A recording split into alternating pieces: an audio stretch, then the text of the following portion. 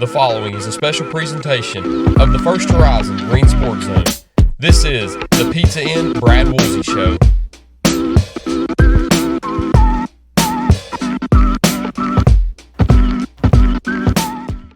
Welcome back to First Horizon's Green Sports Zone, and welcome back to this week's edition of the Pizza Inn Brad Woolsey Show, where we cover everything on the court with the Greeneville Green Devils basketball team. We'll recap the two past games with Dobbins, Bennett, and Beard, and look ahead as the Green Devils approach District 2 3A play for the first time this season. But first, we're going to get a quick spot break in first. We'll be right back after these messages here on First Horizon's Green Sports Zone. The Pizza Inn Brad Woolsey Show is brought to you by Gateway Ford Nissan, Tommy's Plumbing, Pizza Inn, and by First Horizon Bank. Here's a twist on your typical banking options. What if instead of choosing between a big bank or a small bank, you had one bank that's the best of both? That's First Horizon. Big bank muscle with small bank hustle. Big bank convenience and small bank connection. When the best of big meets the best of small, you get it all. To help you on the road to your horizon. First Horizon Bank.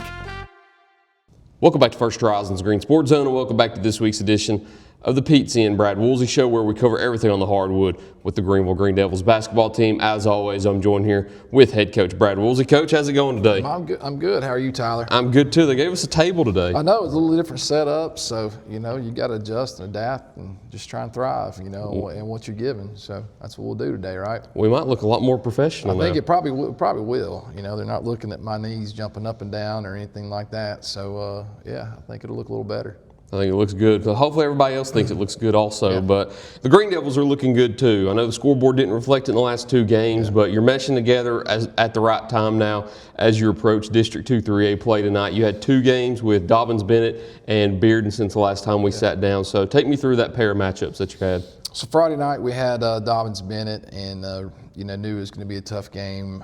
Just in talking to Coach Poore, he just talked about how well they played at home, and so we knew just on top of them being a good team, it was going to be tough because they're at home. And they jumped out on us early in the first quarter, got a lead, maybe 7-8 points. And honestly, we never after that we never really got it back to where we were just within striking distance, and it actually got out to I think 18 a few times, and I think at halftime maybe even it was 17 or 18. But the good thing was in the second half our guys really fought, and it was really a second half of runs where we might score 8 or 9, they might score 8 or 9, and it was back and forth, but we just never could get enough stops and get enough scores to line up to really get within a close striking distance. But I was, again, just really encouraged by the way the guys competed. I was really encouraged by, how they just connected with each other. And, again, I'm just really proud of them. Was the Buck Van Hust Dome still sparkling?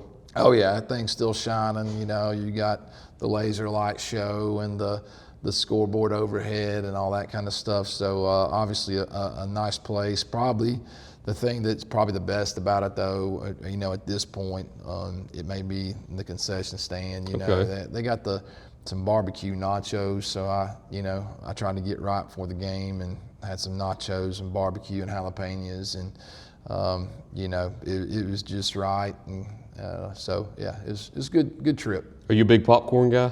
I do. I generally like popcorn. I'm not just absolutely committed to popcorn. Okay. At popcorn at home, probably every game. Popcorn on the road, just depends on what I've eaten prior to that. Have I had a meal? Is this going to be a snack? You got to kind of sort through that. If there's been a meal, probably popcorn. If we've not had anything to eat, then we'll probably go in nachos, pizza, something like that. But I can't do both. Can't do nachos and popcorn. Right. It's a bad combination. So it's usually one or the other. Hey, Grainger's got good popcorn too. If anybody's going up there tonight, they do have good popcorn. Good. I was at Cherokee a few weeks ago for the Big H Barbecue Christmas Bash that they host, and one of their concession stand workers talked me into something: mustard and popcorn.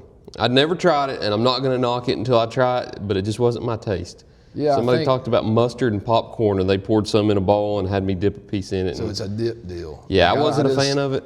I couldn't see pouring mustard on it. I think you got two issues. You got the sogginess. And then you got the just even how you eat it. So that turns into a problem. And so I think mustard dip, maybe it's kind of got that saltiness to it. Could be good. But probably not something I'm trying on the road anyway. I'll try it, but no guarantee I'll like it or try it again. Next time you're in Hal Henry, we'll get a little mustard and we'll get you a cup and let you just try it so you'll know. So if you get asked that question again, you'll be able to say, no, I've had it and I'm not doing it again. Or maybe second time's a charm. Yeah, maybe second time's a charm. You never know. Yeah. You never know.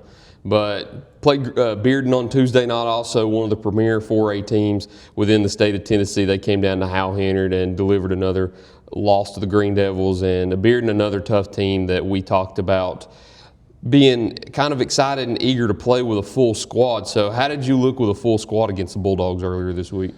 Yeah, you look at it, and at halftime we were down 25, I think, or 23, something like that. And like when I went back and when I was going to watch the tape, I just was like, this is just not going to be good. It's not going to look good. And it did not look as bad as I thought in the first half. Our biggest issue in the first half, I felt like it was kind of two things. One were just some turnovers early, where we had turnovers, but then we gave them several offensive rebounds in the first quarter, and they really and then they made us pay on top of it. It wasn't just like, well, they got an offensive rebound and then just got a bad shot. It was putbacks and things like that, and so that really hurt us and really got us down in the first quarter. And really the second quarter, we didn't just play a ton better in the second quarter and let that thing get to 23 or so, something like that. But in the second half, we really played.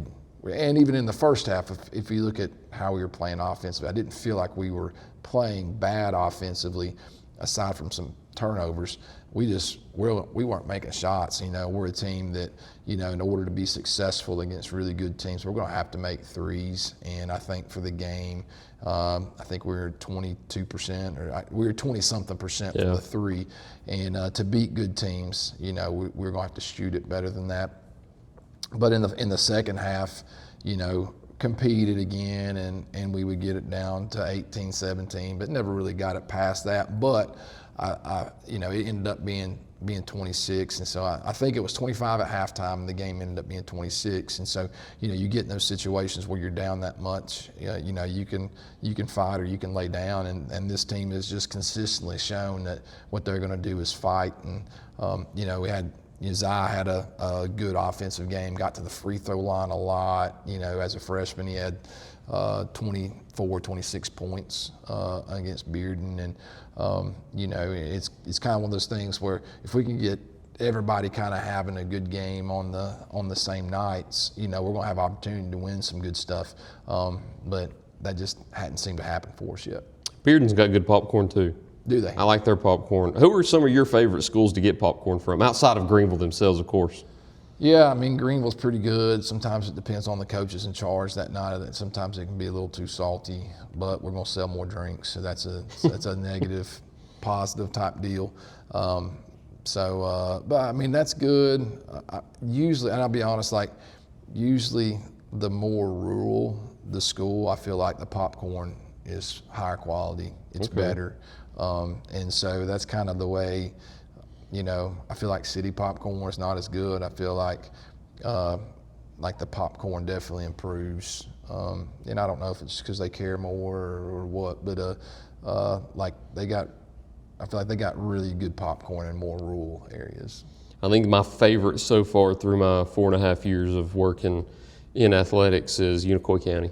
Yeah, I like Unicoi's a lot. It's cheap, it's nice, and it comes in one of those cardboard popcorn boxes. So you get the shebang for everything right there. So kind of delivery is important to you, presentation is important to you. It's not just about taste. I think the brown paper bags or the white paper bags are fine, but just knowing that it's $1, which you can't beat, and that it's in one of those cardboard boxes, and that it's pretty salty is it hits it checks all three of the boxes. I like a brown paper bag. That's probably my favorite. They're just a little harder to find these days, but brown paper bags are best. And we've been selling this mushroom popcorn. I don't know if you've noticed the difference between how popcorn's developed over the last few years, but you know, there's mushroom popcorn now, which is what we sell. It's got a little fluffier, so yeah. I don't think I got any popcorn. Yes, I did get some at the Ladies Classic. I did try some of it. Yeah. So I don't know if I noticed that it was a lot bigger, but I did notice how good it is. tasted. So it's different. So if you're going to a Greeneville game, hey, try out the popcorn and let us know if you like it. If you want some mustard with it, we can hook you up with that too, and you can try that. But I can't guarantee you'll like it though. Right. Not my taste, but hey, my taste isn't everybody's taste. So try it for yourself and see if you like it. But you're jumping into District 2 3A play tonight with Grainger. You've got a 3-game stretch here with Grainger, Volunteer, and Cherokee. It's the most important time of the year now, so we'll jump into that on the back half of the interview. But first, we need to go ahead and get a word in from our sponsors first. So we'll be right back after these quick messages here on First Horizons Green Sports Zone. Here's a twist on your typical banking options. What if instead of choosing between a big bank or a small bank, you had one bank that's the best of both? That's First Horizon. Big bank muscle with small bank hustle. Big bank convenience and small bank connection. When the best of big meets the best of small, you get it all. To help you on the road to your horizon. First Horizon Bank. Pizza Inn presents I Ate at Pizza Inn. I ate pizza at Pizza Inn. I ate a salad at Pizza Inn. I ate pizza! I ate it all. Hi, I'm Kyle, and I'm inviting you to come and enjoy Greeneville's favorite hometown pizza, pasta, salad, and dessert buffet for just $8 all day, Monday through Friday. And then you can say, "We all ate at Pizza Inn." Tommy's Plumbing has been in business for 30 years, and we're still growing because we treat our customers like family. We are proud to do any job from kitchen faucet installation to a complete home repipe. Tommy's Plumbing offers warranties on most products installed by our technicians. When the job is done, our friendly professionals make sure to clean up. We invite you to visit our new showroom in Jonesboro to see our quality products for yourself. Tommy's is the only one to call when you need a fast, reliable, professional plumber in the Tri-Cities. At many dealerships, you get what you'd expect. Games, gimmicks, and shady sales tactics. At Gateway Nissan in Greeneville, expect the unexpected. Low prices, convenient service, and a great buying experience. Get our Gateway exclusive lifetime powertrain warranty. No worries for life. You deserve the unexpected. It's the #1 reason you gotta get to Gateway. Shop online at gatewaynissangreeneville.com. Or take the super short drive down Highway 11E to Gateway Nissan in Greeneville.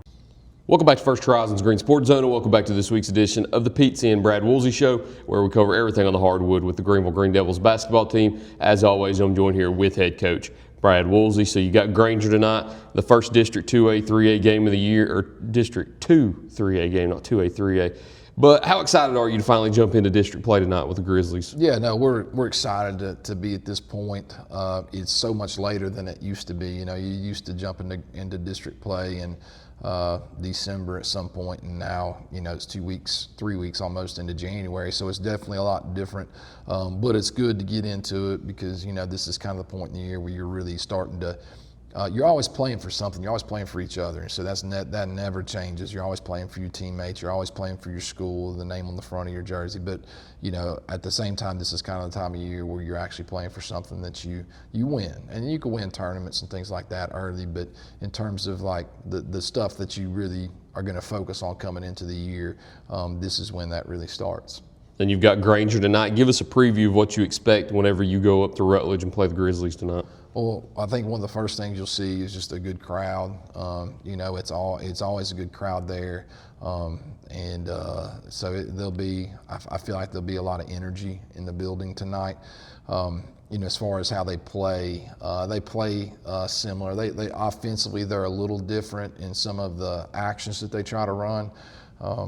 Used to be more, and they still run some ball screen offense, and they used to be heavier ball screen and maybe some other things, but they've been working in what's called zoom action a little bit more, which is the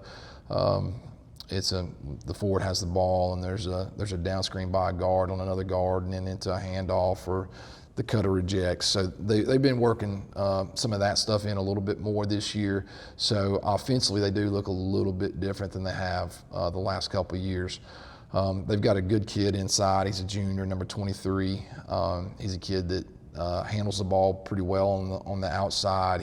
He's patient in the post, and that he's not going to rush his shot. He's going to be patient and try and get you to make your move, and then he's going to make his move, and he's good. And then their guards are really, really scrappy. So both on the defensive and offensive end. Offensively, they're going to shoot the three. They're going to look to drive it. They're going to reject ball screens. They're going to do whatever they can to get in the paint, and they're pretty good at it. And then on defense, those guards are really scrappy. Like if you try to drive into a gap that's not there, they're probably going to knock it away. I think maybe against Cotton County the other night, they had, they forced several turnovers. I think Cotton County had 17 on the night, but they're going to be a tough match, and I think they're going to play with a lot of spirit tonight.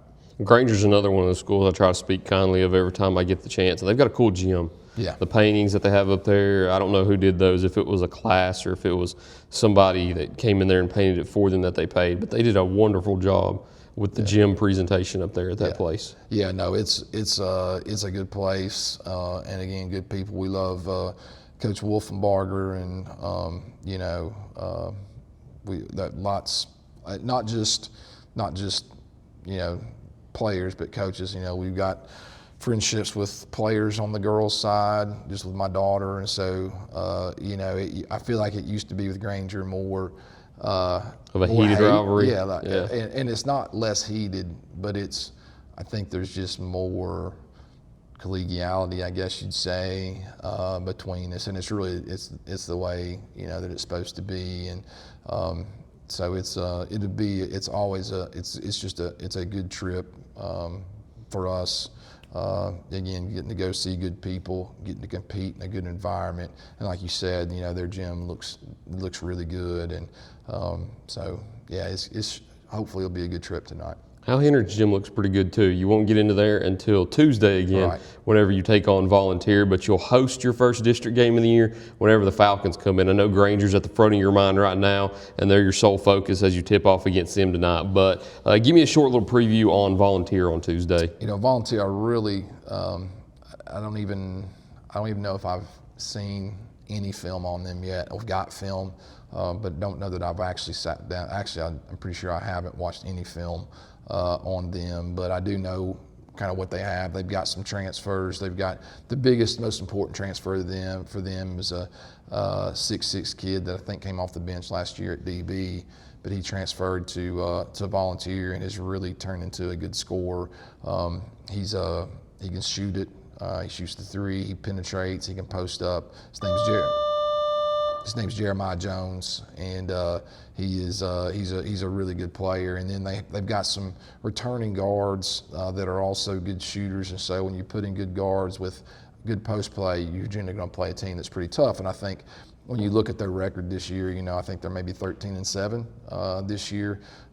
You can see the improvement that the coaching staff has made using these new tools at their disposal. And how excited are you to finally be in the district play also? Because you mentioned that you used to start in December. Now you don't start till 2 months into the season. It feels like it's such a slow grind to get through that 2 months. But you're finally here with district action ahead of you. How excited are you for it? No, it's good. I think when you play district stuff, and it's been a little bit different.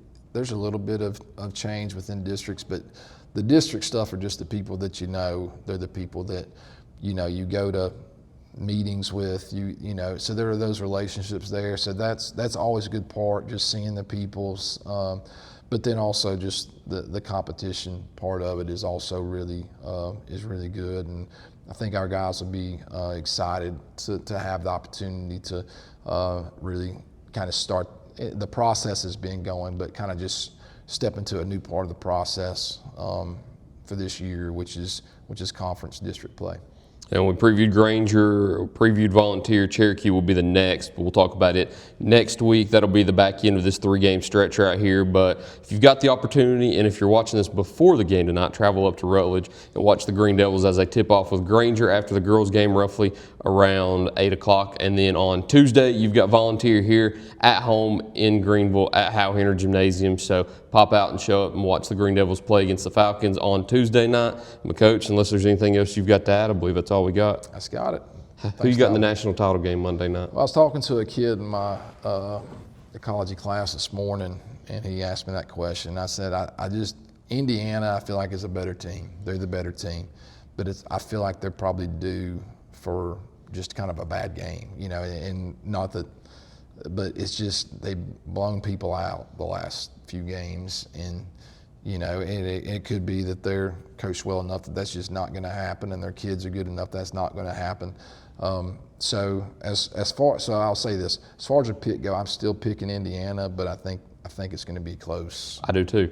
I think it's going to be closer. I completely agree. I think Indiana does win, but I think Miami makes it more of a competitive game because a lot of people forget that it's at Miami. Yeah. So it's theoretically a home game for Miami, which will play a big factor in that. But I do think Indiana's got more talent, and odds on I think they've got the better coach. Yeah. I mean, he's done an unbelievable job, at Indiana, just kind of taking a school, a middling school, and transforming them into a Big Ten power. It's pretty crazy. Of course, how much of this could have happened, outside of the transfer portal and outside of NIL, I don't know. But when you inject those things into athletics, I think you're probably more likely going to see some of this in the future. But nonetheless, you have to be a great coach to put all of those things together, and he's done it. And he's focused on a process. He's I think, I obviously don't know him, but he doesn't seem to smile a whole lot. He's just very, very businesslike, and coaches hard, and But I'll be excited to have a chance to check that out on Monday night. We missed the last game against Oregon because we played that night, so didn't get a chance to watch. I just when it's halftime and it was a blowout already, and didn't even attempt to watch any of it. But excited about watching Monday night. Yeah, I think it'll be cool to see Indiana win one too, just because that's a school that you never would have thought would have won the national title. It's crazy. In my lifetime, I've never seen Indiana win a championship in basketball, but I may see them win one in football, which if you ask people my grandparents' age, that's crazy to them that Indiana's going to win a football national title before basketball again, knowing how prestigious Indiana basketball has been. Yeah, now they've won it in my lifetime. I can remember where I was when Keith Smart hit the shot. I was at my grandparents' house spending the night out on the old Belton Road, and I remember that night vividly, the last time they won one. But to have thought, I think that was 1987. I think from 1987 to 2026, that they haven't won one since. It's pretty crazy, and now they're staring at one in basketball or in football. It's crazy. It is crazy to think about. But Monday night they'll have to get through Miami to do it first. But Coach, that's all I got for you this week. Thanks. Absolutely. Appreciate it. Thank you all for watching this week's edition of the Pizza and Brad Woolsey Show. Look forward to seeing you next time here on First Horizons Green Sports Zone.